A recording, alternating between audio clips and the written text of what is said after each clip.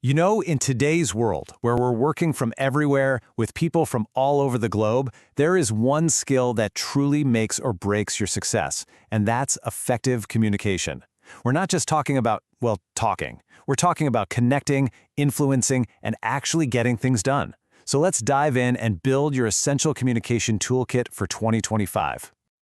Oh man, we have all been there, right? You're in a meeting, you're laying out this brilliant idea, or you send that super important email and then just crickets.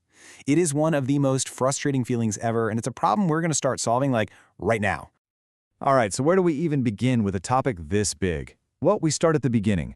We're going to look at the foundational blueprint that's behind every single interaction you have, whether you're aware of it or not. On the surface, it sounds pretty simple, doesn't it? I have an idea, that's the sender. I put that idea into words or maybe some gestures, that's called encoding. Then I send it out, and on the other end, someone has to decode it. But here's the thing, the entire success or failure of that communication, it all comes down to how well they decode your message. But here is where things start to get tricky, because this process is never perfect. In between you and the person you're talking to, there's always this threat of something called noise. And I don't just mean a bad Wi-Fi signal. Noise can be anything. It could be digital distractions, a cultural misunderstanding, or even your own unconscious biases. So our real goal is to figure out how to cut through all that noise. So how do we beat the noise? How do we make sure our message gets through? Well, you can run it through a little quality-controlled checklist, the 5 C's. Before you hit send on that email or before you speak up in that meeting, just ask yourself, is this clear? Is it concise? Does it make sense? Is it coherent? Have I included everything? Is it complete? And finally, am I being courteous? If you can nail these 5 things, your message has a way better shot at landing exactly as you intended. Okay, let's build on that, because we communicate with so much more than just our words, right? We have 2 incredibly powerful tools at our disposal, and you'll find that what we don't say often ends up shouting way louder than what we actually do. Think of it like this. You've got your verbal communication, that's the actual script, the words you type out in an email or say out loud.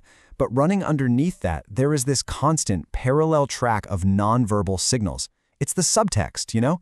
It's that hidden layer of meaning that colors everything you say. Now brace yourself for this one. This is wild. Research has shown again and again that a huge chunk of your message's total impact, we're talking anywhere from 55 to over 90%, doesn't come from your words at all. It comes from your nonverbal cues. Just let that sink in. The vast majority of what people take away from you is completely unspoken. It's like a communication superpower just hiding in plain sight. So what's in this nonverbal toolkit? Well, you've got the classics, of course, your posture, your facial expressions, your tone of voice, but in our modern hybrid world, it also includes your digital body language. How are you framed on camera? Are you making eye contact with the lens? And yes, even what your virtual background says about you is a big deal. We've all seen that one video call where someone's messy room just completely torpedoes their professional message. Now, we've spent a lot of time talking about sending messages out, but what about receiving them? This is where we unlock a genuine super skill: active listening.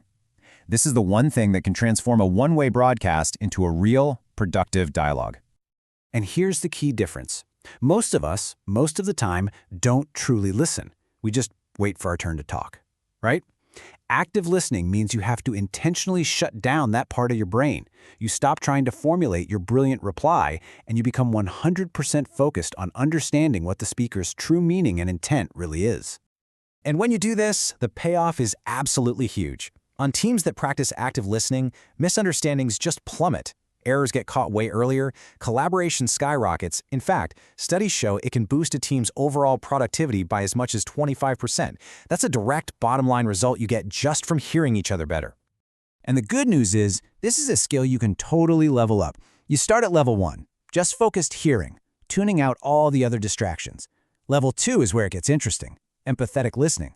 That's when you reflect back what you hear. Maybe by saying something like, so it sounds like you're really frustrated because, and the highest level, that's systemic listening, where you can actually understand the dynamics of the entire group conversation.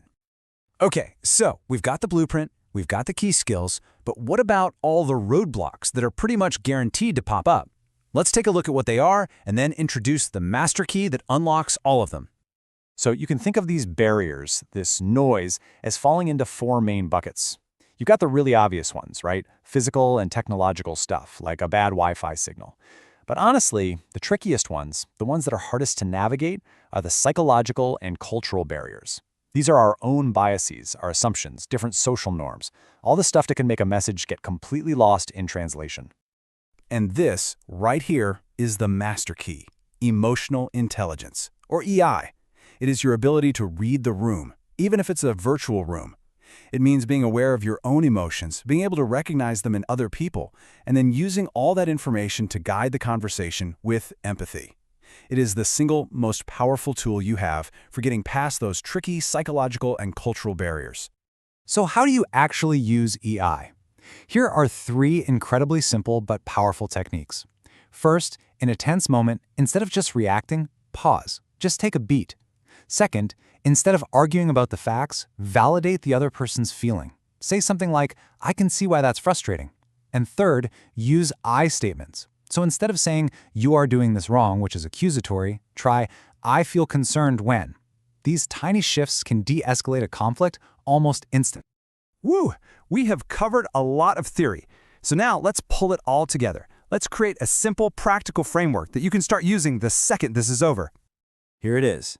A simple 3-part structure for literally any message you need to send. 1. Start with a hook that grabs your attention and makes them care. 2. In the body, deliver your key points. And remember those 5 C's we talked about. And 3, this is maybe the most important part, and with a clear call to action. Don't leave people guessing. Tell them what you need them to do next. And for your actual conversations, try this little experiment, the 70-30 rule. Aim to spend about 70% of your time actively listening and only 30% of the time talking. I know it sounds almost too simple, but trust me, that one little shift in ratio can completely transform your professional relationships and the results you get. So there you have it. That's your communication toolkit. You've got the core blueprint, you understand the power of verbal and nonverbal cues, you know about active listening, and you have the master key of emotional intelligence. The only thing left to do is to start using it. So I'll leave you with this question. What's the one small thing from all of this that you're going to consciously practice tomorrow?